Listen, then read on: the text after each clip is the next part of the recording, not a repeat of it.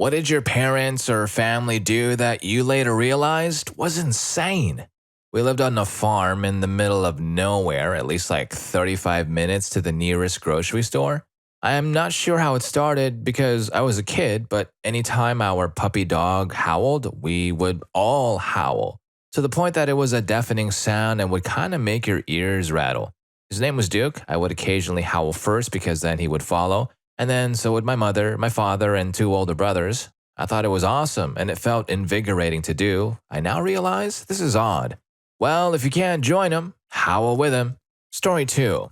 On the day my dad decided to buy our family's first PC, he loaded me and my younger sisters into the back of our little two-door Honda and drove 20 minutes to the store.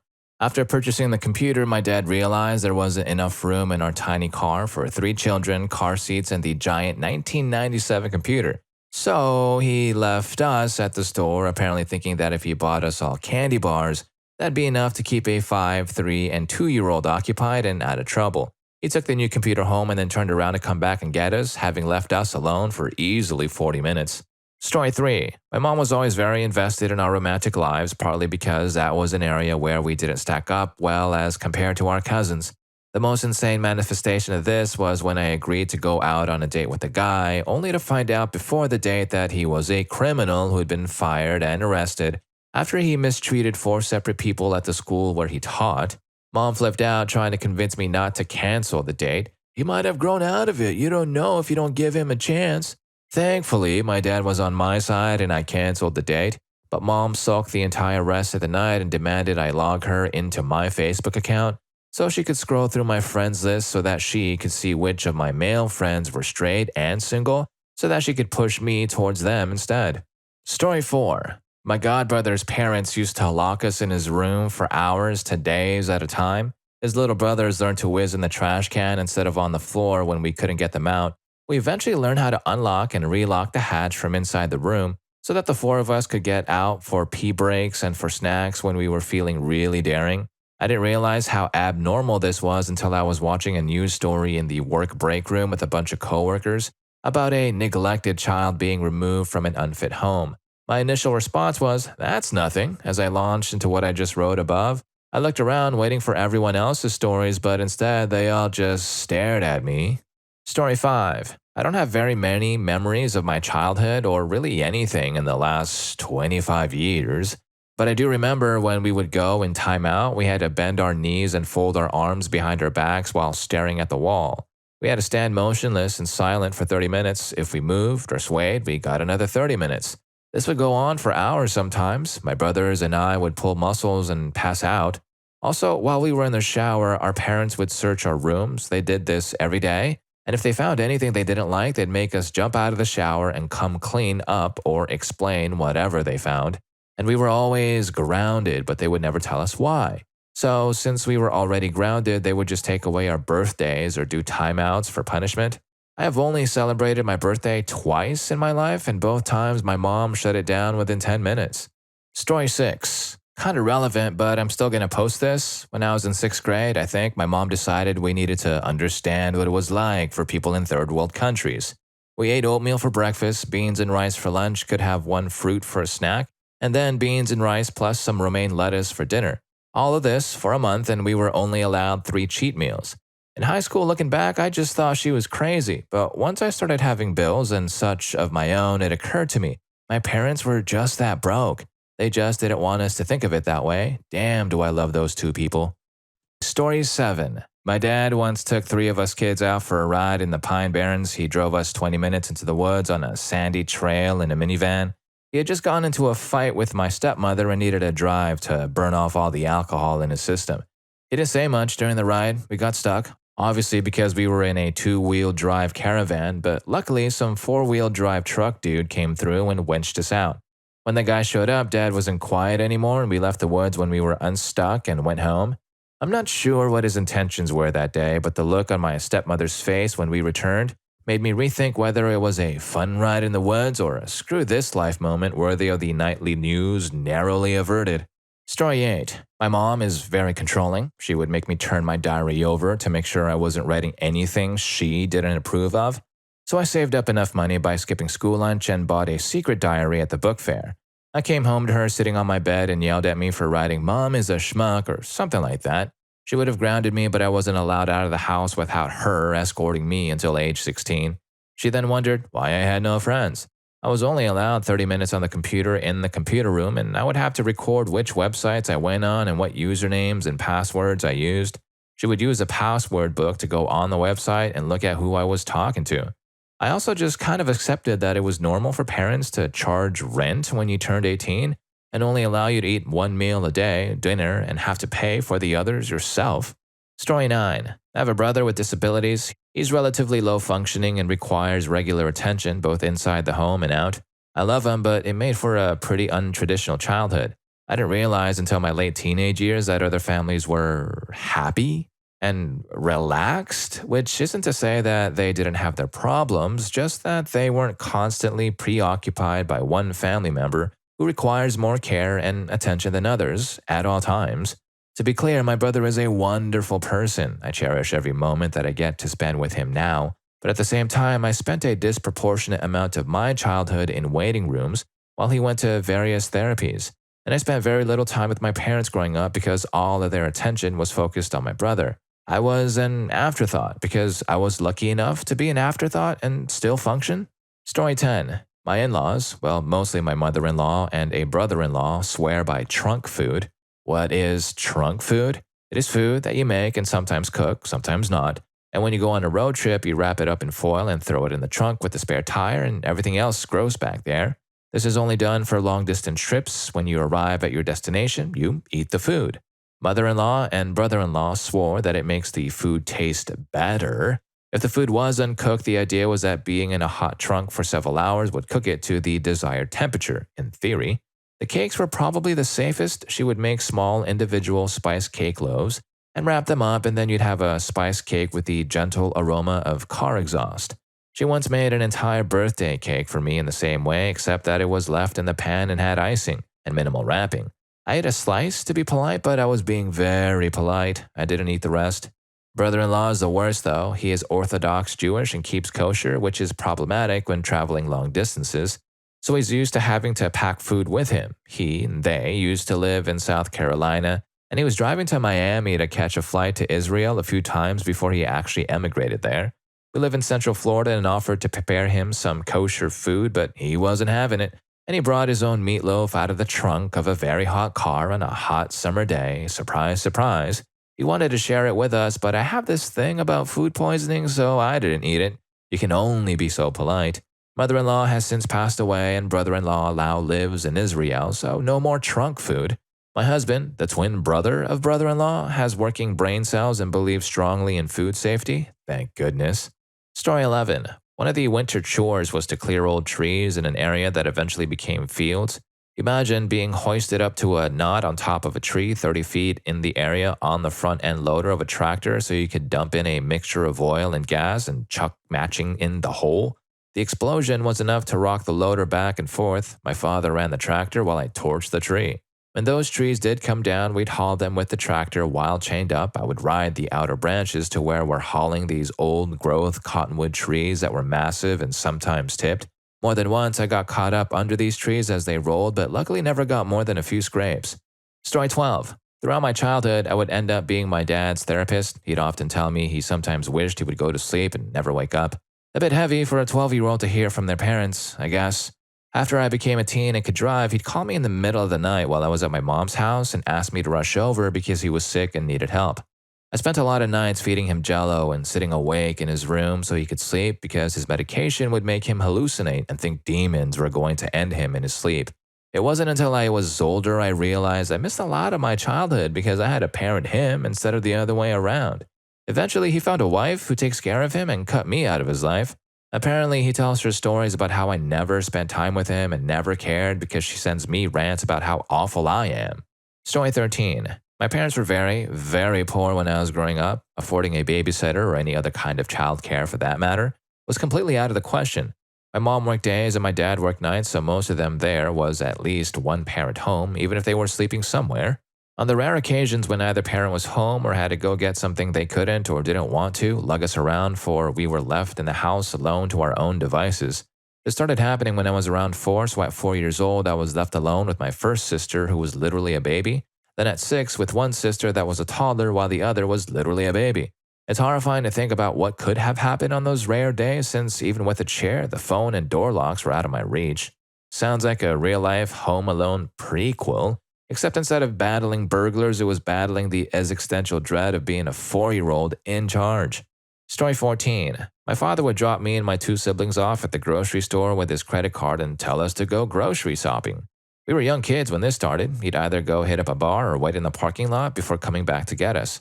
Sometimes it would be a long wait. Looking back, I still don't know how we were able to run his credit card and no one ever batted an eye. We had to cook too, so it wasn't exactly healthy stuff. A lot of times the food would be all gone a week or so before he'd take us back to the store.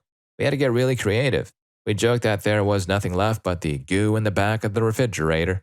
Honestly surprised we didn't develop diabetes. Although I am hypoglycemic or obesity or anything serious, we quickly learned not to buy a bunch of candy or sweets, something that kinda impresses me looking back. I learned to keep an emergency stash of food hidden in my room, one of many insane things, but first that came to mind. Story 15.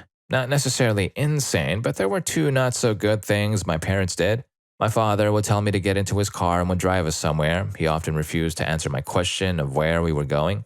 He would simply answer, to a place. I know that my dad loves me and that he is a good person, but he was going through a tough divorce with my mom and had to deal with unemployment every now and then. I was scared that he could do something like take me, or even worse. He mostly ended up driving us to one of his friends.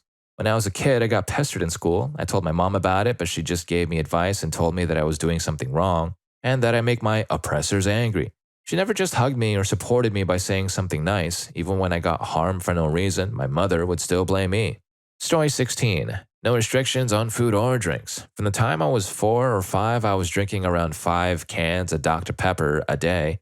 My parents never told me I needed to drink water, and real juice was never in the house. Juice, when I was little, was Hawaiian Punch, or the 5% juice Minute Maid fruit punch. Lunch during the summer was a continuous cycle of pizza rolls, SpaghettiOs, and McDonald's. Breakfast was either chocolate Pop-Tarts or Fruity Pebbles cereal. I don't think junk food now and then is too much, but I don't think I had a single day in my childhood where I wasn't given sweets, fatty snacks, and caffeine. The funny thing is, as a kid, I used to think it was my friends' parents who were the odd, mean ones for only letting their kids have things like sodas on rare occasions.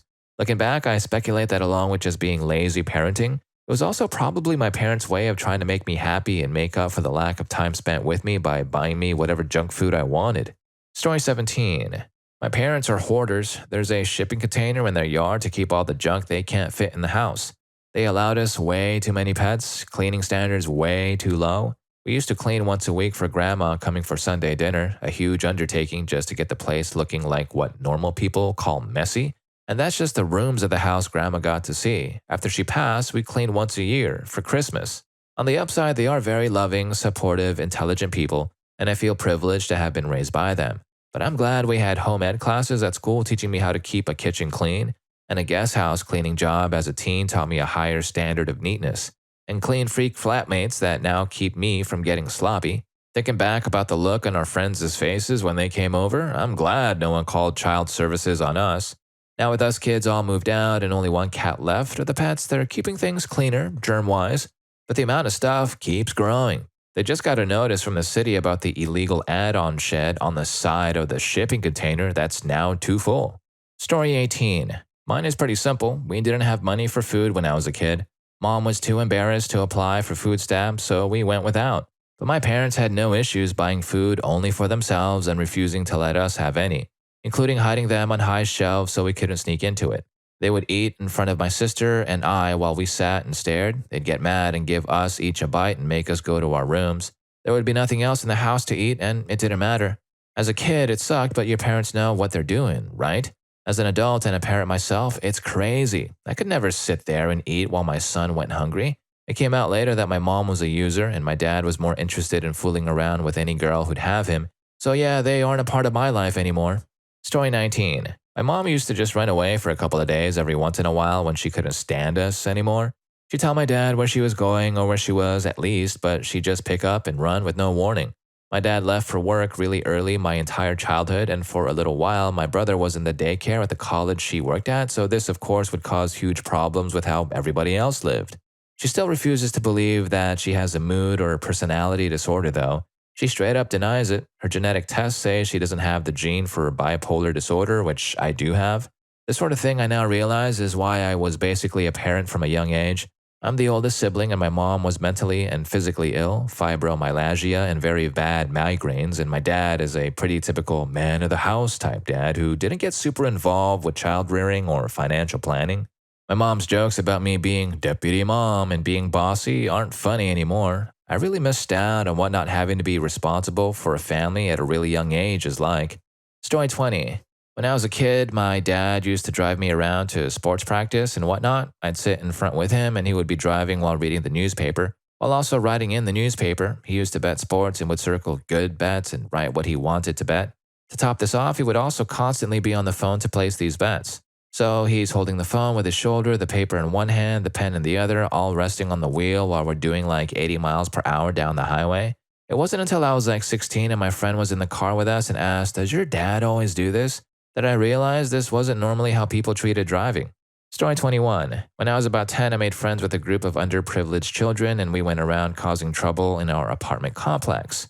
We would stick rocks in the elevator doors and open the shaft, get large items of trash, chairs, large plastic toys, etc., and throw them off the roof. Once we stole a balloon from the front office that was particularly large, filled it up with water and threw it off the roof, and we would shimmy up a pipe next to the outdoor stairwell and use that and the stairs to climb, unroped, 3 stories.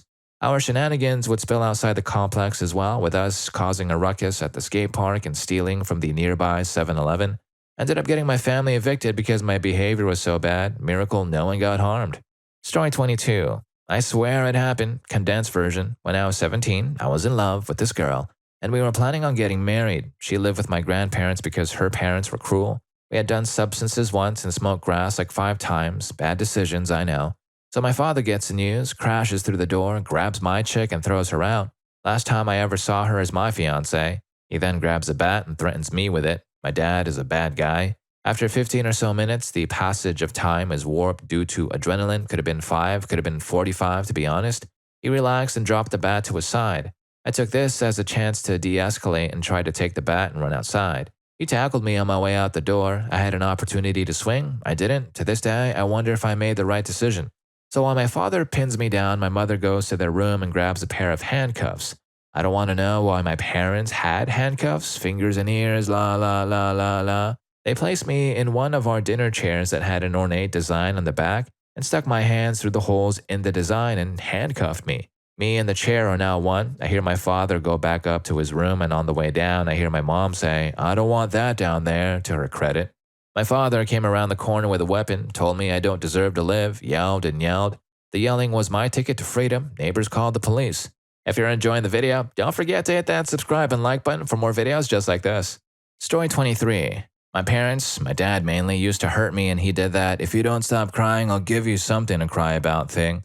There was emotional cruelty too, but that's another story for another time. I thought everyone hurt their kids. I mean, it was the early 2000s. Harming your kids was still widely accepted, and I figured everyone did it.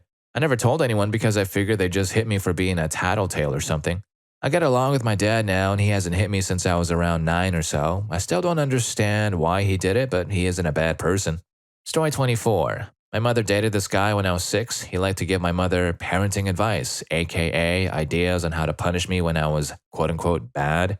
One of these methods was for me to kneel in the corner with my hands tied behind my back, and he always volunteered to watch me in case I dared to move a muscle. He liked to do crap and then blame me for what happened. So not only would I get screamed at, but he could watch me be humiliated. Apparently, my mother had no freaking problems with some guy coming up with this punishment.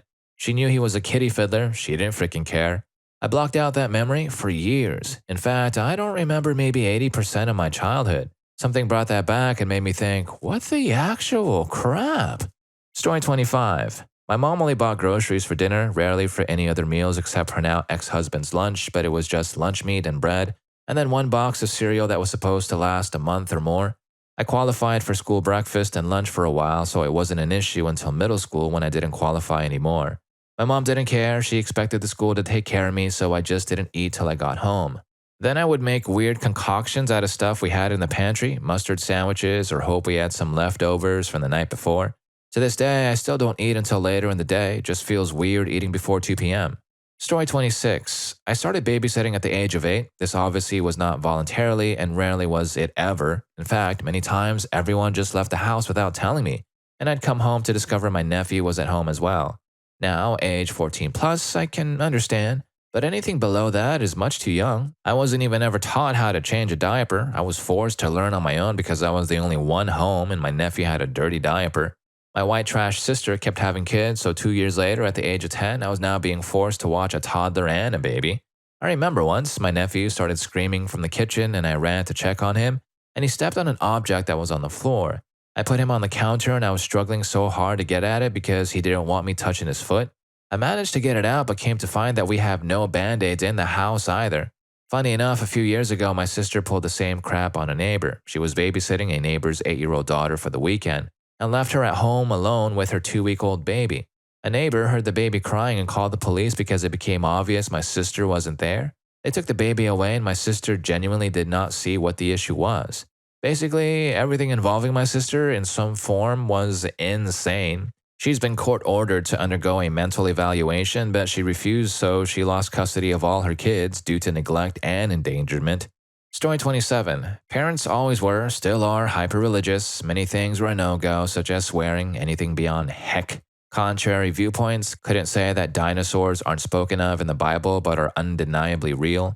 Harry Potter, wizardry is demonic or something. Pokemon, evolution, I guess? And memes because they promoted an evil sense of humor. These weren't even that spicy. This was the age of rage comics. Story 28. So my dad jokes that we're going to crash a beach party with his serious Vietnam War veteran brother. And for context, we are at a river estate thing where there are little tiny well-kept trailers and a nice sandy area on the river. My aunt had a slightly bigger trailer and it was very nice. We could hear the music from the trailer. There were no signs for the record. I was 16 at the time, and me, my dad, and my uncle all piled into the golf cart to what my dad said was to drive it to the friend's house down the road. He let me drive. He then starts pointing me and my cousin in the direction of the beach. When we get there, my dad and my uncle haul toward the beach and start dancing with these college kids. There were tons of people everywhere. Everyone's having fun, and we're blending in. We were there a while, so then the music stops and everyone gets quiet. A guy asks, "What's your favorite memory of so-and-so?" My dad and uncle go white in the face, realizing they may have just crashed a wedding party. The microphone gets passed from person to person until it reaches my dad, who then hauls across the beach with my uncle in tow. My cousin and I slipped off and ran to the cart, beating my dad there. We hauled back to the trailer. I think this was a coincidence, but someone was following us in another cart. We saw some of the people later and we all had a good laugh. They didn't tell us what type of party it was, but said we should have stayed because of the stories they heard of my dad and uncle. My dad is wild, y'all. He's still doing random crap like this. He hopped on the wrong touring train and ended up in Georgia instead of staying in the same state. Didn't realize it until the train stopped in GA. He called me and explained calmly he would be late for dinner. Story 29. My father would harm my brother and I, never used a belt and thankfully never went for the face, but if we misbehaved or something, we would get hurt. I remember one time I talked back or said I didn't want to do something. I was maybe 7 or 8. He screamed in my face. I remember the stuff flying out of his mouth landing on my face. I used to hate my father. I wish my parents would divorce so I would never have to see him again. We are fine now. I've grown up and I think I finally earned his respect. He doesn't hit me anymore, but I will not treat my children like that. I don't want to use pain and fear as a way to punish my kids. There are other ways. Story 30. It was me and 3 siblings used to, when we did something stupid or screwed up, we got the belt. Eventually, that didn't have much effect, so in turn, our dad decided physical exhaustion was the answer. Lived on 80 acres, of which about 50 consisted of woods. He took a can of orange spray paint, went and marked over 100 trees with a big X.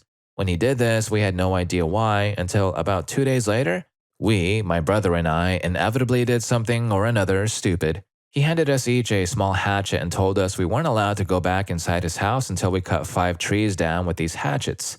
6 to 8 hours later, we returned, hands blistered, covered in sweat, bodies shaken. Other forms of physical labor punishment he came up with was to hand us a shovel. We go to a designated spot and dig. 8-hour shift with 2 breaks and a 30-minute lunch that consisted of a cheese and mayo sandwich and water from the hose. Had an old brick foundation from a house I'd burnt down on the property, handed us sledgehammers and made us crush the bricks, and fill our holes we had dug previously with them and cover them with dirt. Parents always said we will either get smart or get strong. We got strong before the smarts kicked in. Story 31. My dad would lock the house in a very specific way when we left. He had a bunch of combination locks that he would place on the garage door, and he changed the combination to them each time we left. If my parents left the house 3 times in one day, it would mean 3 different combinations, which he set by himself in the closet where no one would see them. If they weren't home, I would have to wait until they got home to be let in. I had no idea how weird this was until I was in my early teens. He also made me sleep with a piece of cardboard covered in aluminum foil on one side between my bed and the wall because the electrical waves coming out of the outlets were making me sick and this would block them. When he was sick, he would put on a hat that had aluminum foil covering the inside instead of going to the doctor. Story 32. Trying to force religion so hard it's ruining my goals in life. They only see success as being rich and having a normal family. To me, I want to be a professional musician and love my job daily. I won't make much, but I'm okay with that because I'll genuinely be happy. But my parents are doing everything to hurt my music career, from this comparing me to my older sister, who's like a study freak and is successful, to me, who, as they say, is nothing and will never be anything like her. And alas, my favorite, depression isn't real, followed by mocking, and a few weeks later, a gold coin from my dad that says, "You could leave this life right now," as my parents laugh over it. Freaking horrible people. Currently 16 and still have 2 full years to go off this crap. Not sure if I can take it. It's getting worse and worse, it seems like. Story 33. Late to the party, but my parents locked all 3 of the kids in separate rooms for 3 days in order to get the truth out of us. My younger sister and I maintain this happened, but my parents don't recall it. This was when I lived in another country and a friend had brought us some American candy. Some of that was supposed to go to another American family that we were friends with. But one day, my parents discovered that the candy was gone. My dad was understandably angry, and he separated us for 3 days to get the truth out of us so we couldn't conspire together. We were pretty young, too. I'm the oldest, and I couldn't have been more than 10, so the youngest would have been 7 at the oldest. Story 34. We lived in the country on a farm with ranch land all around. Our mother didn't like us in the house during the day. Not that we weren't allowed, but if we stayed inside, we'd be in trouble all day long. So every morning when the sun came up, we made ourselves a PB&J sandwich, grabbed something to drink, and left the house before my mother woke up. We wandered our land and the neighbor's land until the sun went down. We did the normal stupid things like climbing trees and swimming in ponds. Most dangerous things I can remember are running from a bull, playing with a cottonmouth, and chasing tarantulas. I was 6, my siblings were 8 and 3. Oh, and we never wore shoes, always barefoot. I can remember one time when I stepped on something and cut my foot. I just walked around all day, leaving a trail. My mom was mad when I came home that night. She took me to the doctor the next day. I remember the doctor stitching up my foot and yelling at my mom. I couldn't understand why he was so mad at her. I was the one who cut my foot. Story 35. My mom would hide her booze in our broken dishwasher because she knew that any boyfriends coming to see her would never attempt to do the dishes after being fed. 10 out of 10, worked for years. Because of this, I never learned that a dishwasher didn't wash actually dirty dishes like the television advertisements where a whole cake goes in with a plate and just the plate comes out clean. And because of this, I also didn't know that you couldn't put glass or rocks or sticks in a garbage disposal to, dispose of garbage. As an aside, they should really change the name garbage disposal to soft foods disposal because it does not dispose of garbage. I have broken almost a dozen garbage disposals trying to put pieces of broken plates, wooden sticks, and avocado pits in them before learning this. Honestly, the real mystery here is how his mom managed to find boyfriends who were so averse to any attempt at cleaning, like were they allergic to soap? Story 36. I could go on about realizing was insane later crap, but the truth is, I knew it was insane from day one.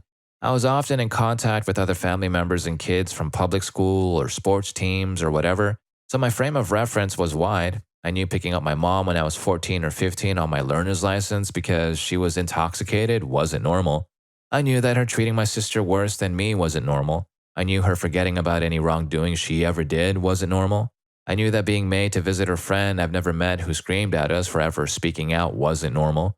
We had pizza while her own daughter was allowed to drink beer, and I complained I had homework to do and it was a school night, and both of them complained at me for being disrespectful. I was too scared that I would have to drive us home again on my learners again with an intoxicated person and my sister in the car.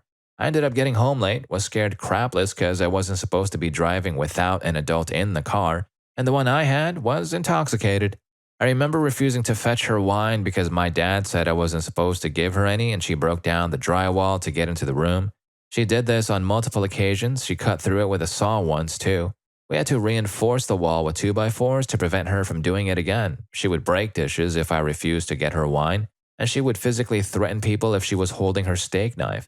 She once tried to break down my door with a cast iron skillet for some unknown reason I still don't understand. She would verbally harm and emotionally embarrass me, and my sister got it worse somehow. She wants people to always take pity on her, and now she worships Trump and won't stop talking about the man. I think it's safe to say she's been insane for a while. The stories go on for her, like her paying a scam artist to clear her IP so the freedom fighter wouldn't come and end our family, or asking me to find the demon in the picture behind a certain politician, or asking my sister to run over someone she saw while driving her to get her anti-seizure medication. The list is just endless. Story 37. My mom is super religious and controlling. Even at 21, she demands to know where I'm going, who I'm with, and will pester me while I'm out with my boyfriend.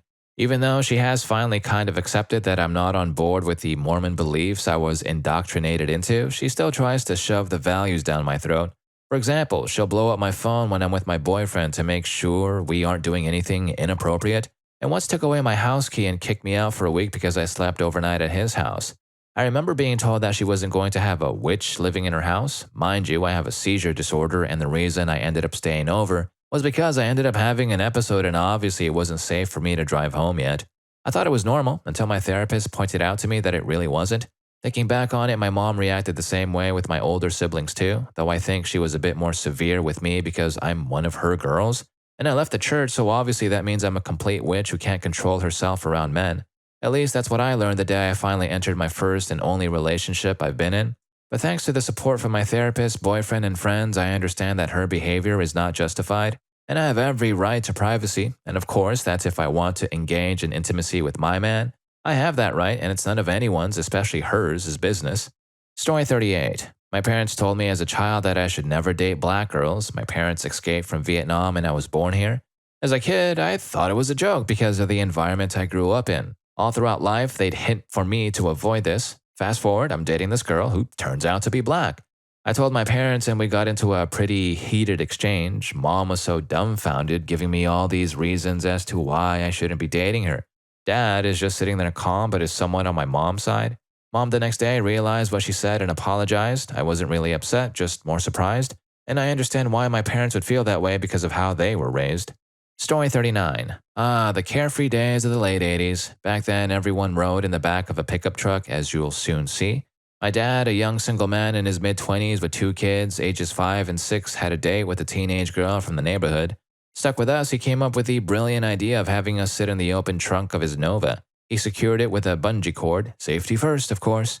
He lay down on a blanket and told us it would be fun. And well, it was kind of fun, sitting in the trunk, dangling our feet out, the roof bobbing, waving to strangers in the cars behind us who, in hindsight, looked shocked, confused, and horrified, lol. We made it home safe.